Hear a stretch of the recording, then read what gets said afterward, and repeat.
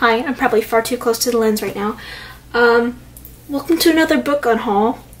I did one of these a couple months ago. Time doesn't matter anymore, but I think it was like 2 or 3. And I was pretty light on myself when I did that.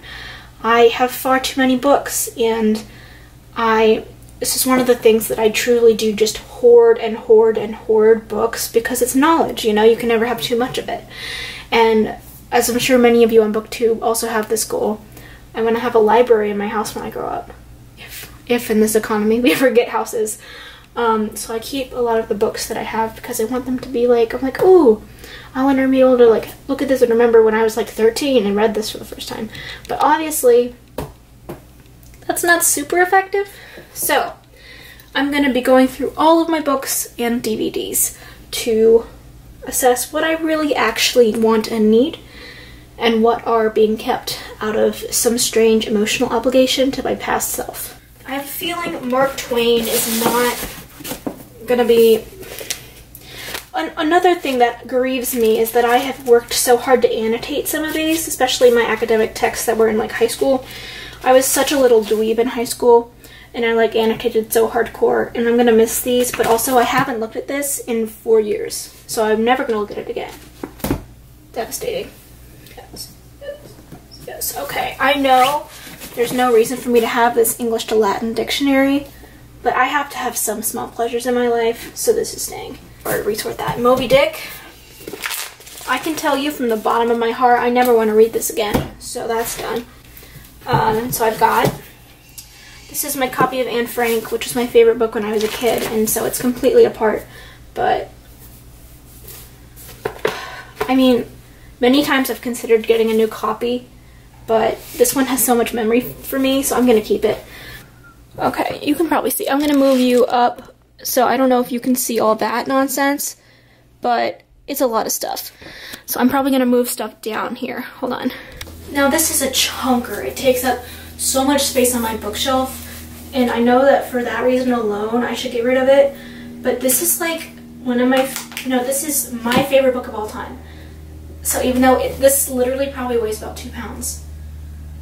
That's an exaggeration, it probably weighs a pound, but I can't get rid of it. All of my Virginia Woolf books, these were all for a Virginia Woolf seminar I took, and I just can't reckon myself to get rid of any of the books that I read for college, because I've annotated them so much, and they have so much of me in them that would be like getting rid of my arms. I was already tremulous. So I'm probably the only Gen Z person in the world who actually not only still uses DVDs, but still actively buys DVDs. But I've got this weird anxiety about the internet shutting down and me losing all of these like internet things we own. So that's one of my strange oddities that I do. Oliver Twist. I am never going to read this again, but I annotated it. So how do I reckon with that? Hold on. No, I'm just gonna...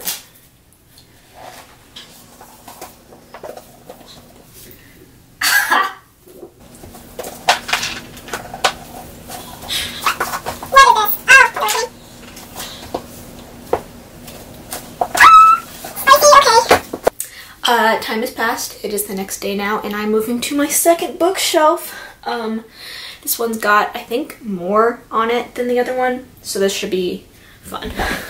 So, first off, I have this whole stack, none of which are mine. These are all my mom's books that I'm borrowing to read, which I haven't gotten to yet, and at this point, who knows when I will, but they're not mine, so they don't count. Oh, they're heavy. Okay. And here is the sexy little hardback section. You know, I need to be merciless here. Alright. So, I have two Norton Anthology... Oh, Jesus. I have two Norton Anthology selections of English literature. This one probably weighs 2 pounds. I'm not exaggerating in the slightest.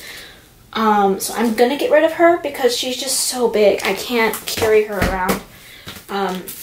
This I should get rid of, but I just can't because it's cute. And I got it at my school book sale, and it's like, oh, I'm an English major. Oh, I have a Norton anthology. Cute, cute, cute. So I'm going to keep it. But I know that I should. Bio of J.D. Salinger. Bio of Steve Jobs. This is not going well. Also, how much does he look like Ashton Kutcher? Is that who I'm thinking of? Editing Catherine will confirm or deny. These books I got and kept because I was like, when I have children, I want to raise them to be feminists, but I don't think I'm going to have kids. So why would I keep these on the off chance that I do happen to have a child? This is my poetry collection, and this is my book. Well, I didn't get rid of any of those. Love that for me. We're done. I didn't get rid of as much as I expected to, but also I did get rid of a lot. So I feel pretty good about that. My fellow booktubers will know that books are like, books feel different than other possessions, and you feel more connected to them. At least I do.